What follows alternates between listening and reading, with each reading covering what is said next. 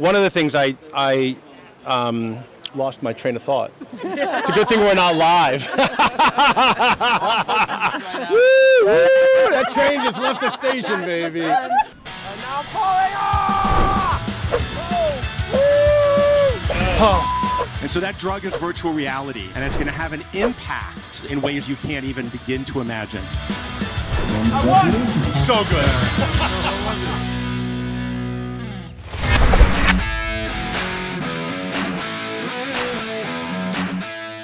So I just left San Francisco, where I attended the annual AWE Expo, and now I'm flying to LA.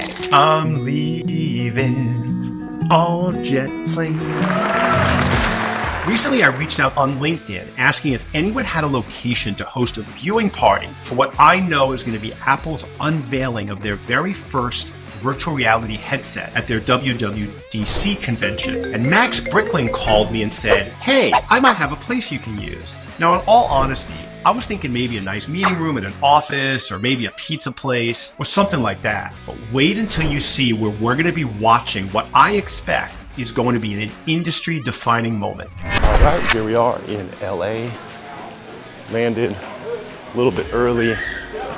Time to grab an Uber and go get the bus. Heading to Gardena, California to pick up my Volkswagen VW bus.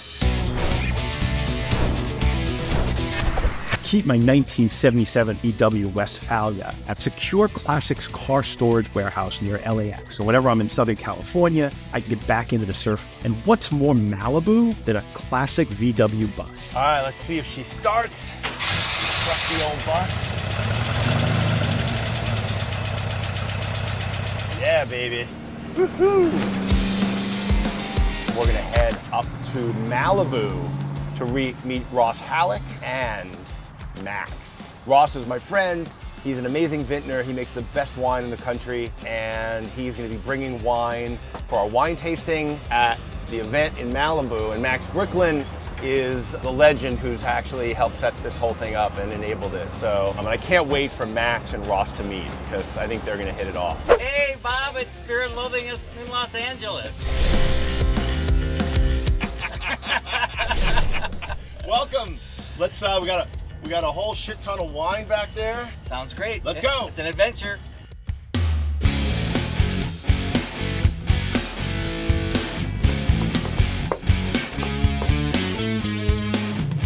Hello. Dude. How are you guys? Welcome. Good. How are you, bro?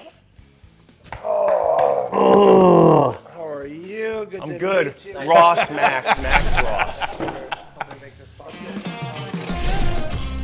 Look at this. This stunning beach house is currently on the market for a cool $75 million. But while it sits, Max arranged for us to use it for our viewing party. Paradise Cove in Malibu is the playground of the truly rich and famous, with Jay-Z and Beyonce just having bought a $200 million house here, supposedly the most expensive ever in California. And now they can call people like Mark Andreessen, Sergey Brin, and even Laureen Powell-Jobs, Steve's widow, as their neighbors here. What better place could there possibly be to watch the Apple WWDC, except maybe the Apple campus itself? So here we are, me and Ross, Malibu Beach. We just checked into the house and go for a walk on the beach. How you feeling, Ross? I'm feeling fabulous. How could we not? So we are here at, what's this place called? Paradise Cove. Paradise Cove in Malibu, enjoying a cold brew, staring at the ocean, and waiting for Monday.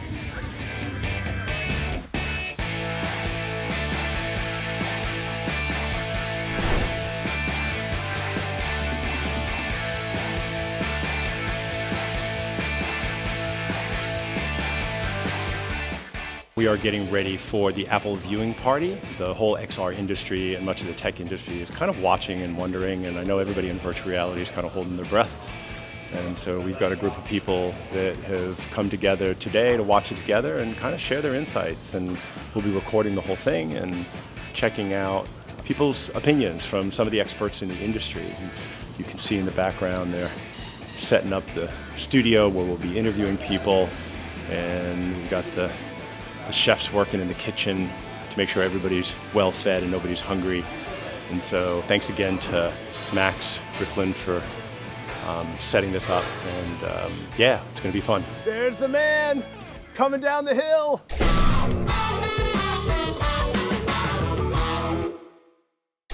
Hey, I'm here with Peter Chatty, longtime, I don't know, a friend. I feel like I can call you a friend. And, absolutely. And media pundit, and one of the smartest guys I know. Actually, wow. you know who's here is Eric Schwartzman. Oh, okay. And I met you because of Eric. You might How not about remember that? this.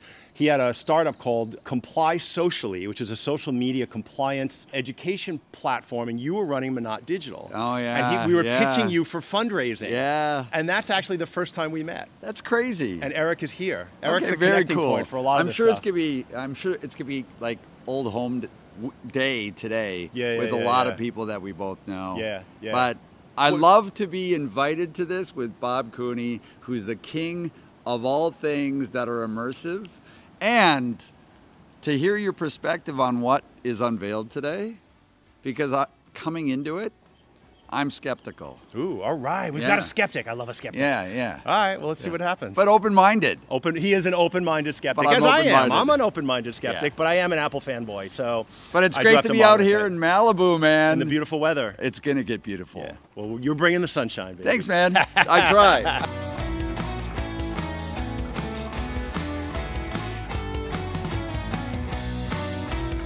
Hey, I'm here at Malibu Beach, the Apple event viewing party with my good friend and media. What are you? Eric Schwartzman. He's Eric. I'm your good friend. You are my good friend. That's the most That's all important that part. matters. And you know, we have been around the world together, me and this guy, everywhere. Where haven't we been? We haven't Nowhere. been to Africa. I'm going to Casablanca. I'm going to Morocco in September. If you want to join me, we could have another continent under our You know belts. what? That might be. I might be into that. I've always wanted to go to Morocco. What's in Morocco? Surfing, warm water. You're gonna surf. Yeah. Okay. Are you gonna Good food. You go to Rick's Bar? Do Do they? They must have one. They must, yeah. Yeah. Somebody's cashing in on that, right? Yeah. Unlicensed, of course. Yeah. But we do have one more thing. This is a day that's been years in the making, one that I've really been looking forward to. I believe that augmented reality is a profound technology. Blending digital content with the real world can unlock experiences like nothing we've ever seen. So today, I'm excited to announce an entirely new AR platform with a revolutionary new product. And here it is.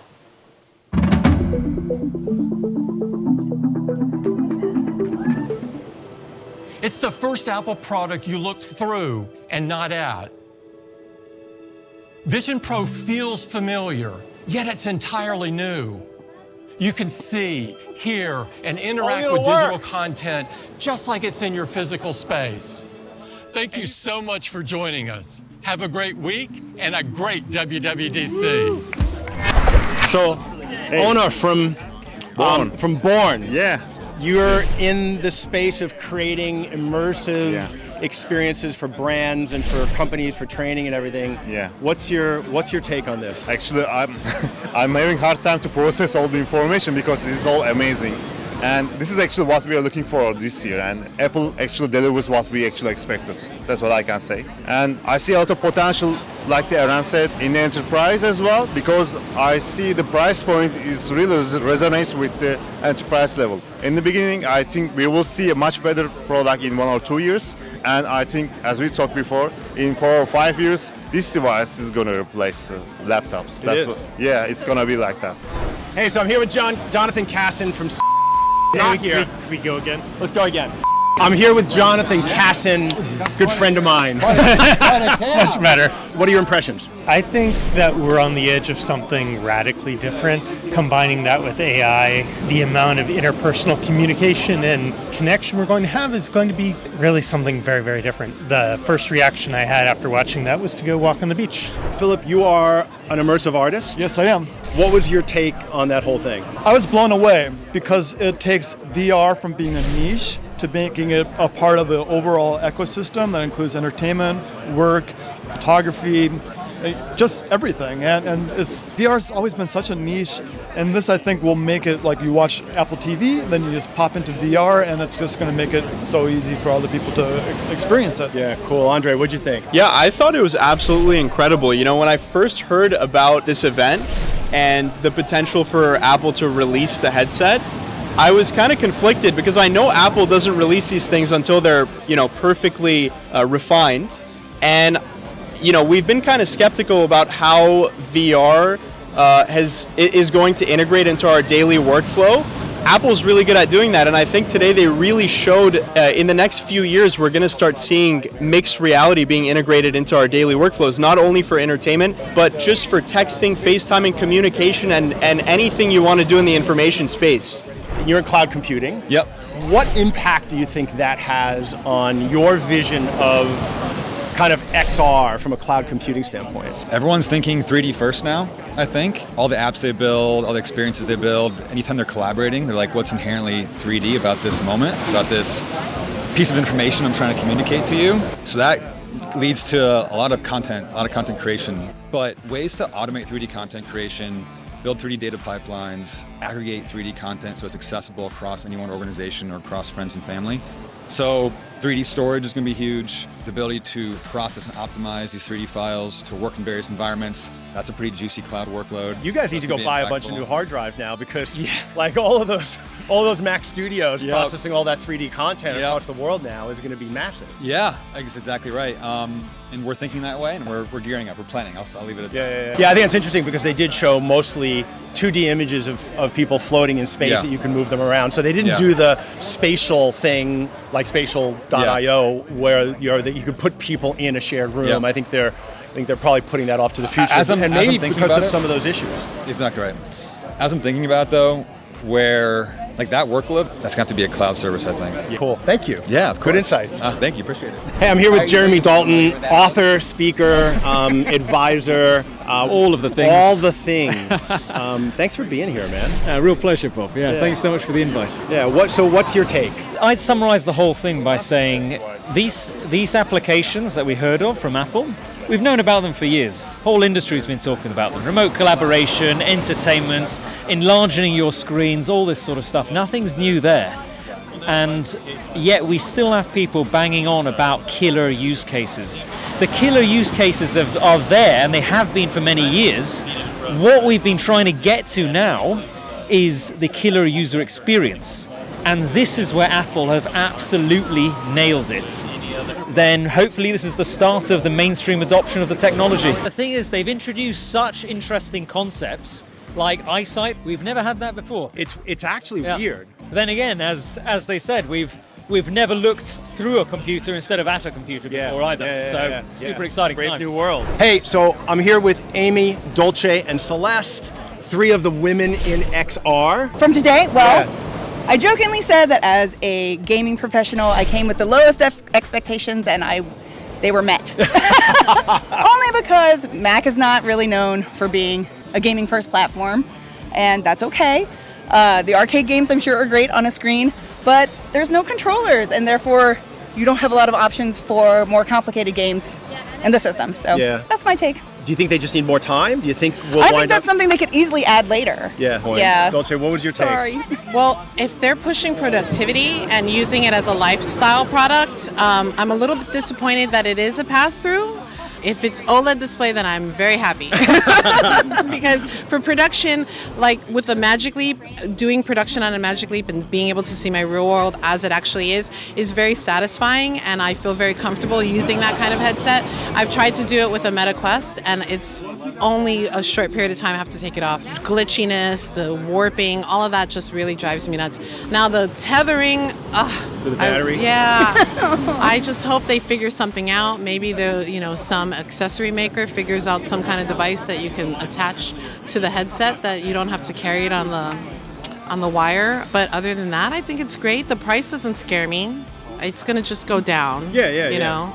And then Safari doing web app docking is huge. I don't think people Talk about WebXR. Okay, I don't think people really understand how huge that is. So WebXR has been like the redheaded stepchild of the XR community, right? Everybody's been focused on gaming engines and building native apps and such for these headsets, and the browsers just have had a hard time keeping up, but they've accelerated now, and the fact that Apple is very active in pushing Safari on these immersive devices tells me that Safari is going to be that gateway component for a lot of people in the real world. It's very easy to scan a QR code and go straight to a website. So if you're scanning a QR code going straight to a website that now opens up an XR experience seamlessly on the Apple headset, that is so game-changing and huge. And you can run Unity as a server on the back end. So it's like, it's beautiful. It's just, it's so exciting to me. That part is super exciting, very exciting, yeah. So Celeste, you do a lot of content creation and performance in virtual reality. What's your take? Music and concerts in the metaverse, and most people know that Apple and Macintosh have been mostly used by musicians in the music community, and so I work in immersive tech, and so the crossover to be able to use Apple products now for virtual reality is really exciting. I was just going to say that the spatial audio aspect is really cool. What they showed, the fact that it can bounce off of the mesh that is created, to then it's acoustically bouncing off of the 3D mesh that it's being created spatially. That's awesome. Apple has been training people with audio to understand the concept of spatial now for a couple of years. Like the AirPods were spatial, and they made iTunes spatial, and so they've been teaching the consumer market the concept of spatial using audio, which is something that was highly accessible to everyone. And so as soon as they announced spatial audio, that was one of the first proof points to me that they were going to move into spatial computing. I think it's going to be really exciting and new. I actually was at AWE last week talking to the people from Dolce IO, and they were also talking about the possibilities for ambisonic sound experiences in the future in VR and in the metaverse, so that's also very exciting. So one of the more exciting things happening too right now in immersive entertainment is the MSG Dome in Las Vegas, and U2 has created a special performance there. I've got tickets. Oh, you got an extra one? You're gonna hook somebody up? You owe me now, I'm just saying. And I think, the ability to take that new level of immersive performance and now have it on a device like this and make it accessible to everybody is a reality. So thanks for being here. Yeah, thanks for having us. Introduce yourself. Hi everyone, Aaron Aksu, Senior Manager out of the Los Angeles office for Deloitte. I lead our assets and solutions teams for all things XR and 3D for the US. So what's your take on this and its impact on the market? Amazing. I think, I've been in this space since 2011, 2012, building augmented reality apps for history and national heritage sites, and this device has been something I've been waiting for almost 10 years. I think rising tide lifts all the boats with it. So for multiple different reasons, at the hardware level, software level, the ecosystem that it's going to bring about, this is an amazing day. What surprised you? I think what surprised me the most was the slickness of the device and how well it was designed, coupled with some of the key features I was hoping they would have. I think the switch back and forth from the room was very well designed with the little device, the little Apple Watch thing. Yeah, the little Apple Watch thing. I was thinking also maybe it would be nice to have the Apple Watch as an actual input device instead of the hand like the HoloLens, so I thought that was interesting as a play. And then in general, I think seeing the applications they focused on as more consumer focused was interesting. I think enterprise and government's really going to adopt this device heavily. What about the price point? Do you think that's going to be a challenge? For enterprise, no. That's why I think enterprise is going to come first. I think consumer-wise, $3,500 is a little bit too expensive. The quality is much bigger. I think it compares to XR3 with Vario. It is going to be the top consumer device, but I think the price point is a little bit too expensive for consumers. Yeah, it's going to be widely adopted by enterprise first. The difference is it's an all-in-one device, though, right? The Vario, Correct. You still need a high-end computer to push it, and so this is you need the PC. Like a Mac, a 16-inch MacBook Pro is $3,000. Exactly, and especially now, if you have this, maybe, and then tether it to the iPhone, maybe in a year or two, that's when it's a real game changer. Yeah, cool. Thank you. So I am here with my very good friend and vintner extraordinaire, Ross Halleck. And Ross was one of the first, if not the first person in the Sonoma Coast to make wine. And we came together at this event, and Ross has helped with organize all the food, and we're doing a wine tasting. And we all got a good laugh when they announced the new Mac OS is named Sonoma. And we planned it, actually. That's why he invited me to be here. I thought it was our friendship, but actually he had an inside track on it was going to be called Sonoma, and I was the perfect fit for that. How did that when you saw that going, how did that make you feel? What did you feel? It really filled me up in a heartfelt way, and it also reinforced the synchronicity that we've been having since the minute I arrived. Yeah. And we've been talking about synchronicity as a sort of a thread in our conversations for the last 2.5 days, and I thought perfect. Yeah. Absolutely perfect. I would have it no other way. Yeah. Awesome. Thank you, buddy. Yeah, thanks for having me. First of all, I want to thank everybody for being here. I especially want to thank Max Bricklin, who's somewhere in the house, for helping pull this whole thing together. And the thing that I ask of you all is, Max created this amazing opportunity for me, and what I want to do is create amazing opportunities for other people. And so please look for ways you can help some of the people in this room that need exposure, need opportunities, need a platform.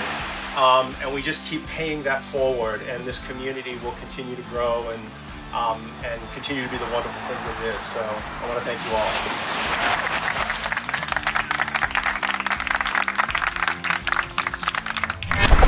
Do you want to be invited to amazing events like this at exclusive locations with the coolest people in the industry? Apply now at www.bobcooney.com/VIP, and you could be on the next guest list. This was truly an amazing event in a magical location. I want to thank all the people that helped make it happen. Max Bricklin, Mesmerize VR, and Born for sponsoring the event. Ross Halleck for not only conducting a fun and educational wine tasting, but also helping organize the catering, which was handled, by the way, with a plum by Monroe's Catering of Malibu. The Apple Vision Pro is going to breathe new life into the virtual reality market. They can call it spatial computing device, but we all know it's a VR headset. Thousands of developers are already working on apps to be ready at launch, and we've already seen an uptick in investment from the VR community into VR-related startups. And don't miss the deep dive interviews I conducted with some of the leaders in the XR community during this event, like Chris Lafayette, the founder of Gatherverse. What I really like about it most is that it stimulates the idea of spatial computing horizontally. Joanna Popper, former head of VR go-to-market strategy for HP and chief metaverse officer for Creative Artists Agency. The benefits that you're receiving for the price will certainly be there. Peter Chatty, one of the leading voices following the future of entertainment and media. That to me is a hidden gem. And Kathy Hackle, author and metaverse consultant to leading companies in the fashion and tech industries. They pulled it off. Like that, I was literally having a conversation with Jeremy Dalton. As they give their exclusive insights into the Apple Vision Pro and what it means to the technology and media industries. Thanks for watching this very special edition of the Being Virtual Show. Hit the link in the description for the deep dive interviews, and don't forget to subscribe to my channel and follow me on LinkedIn if you want more great content like this. See you next time.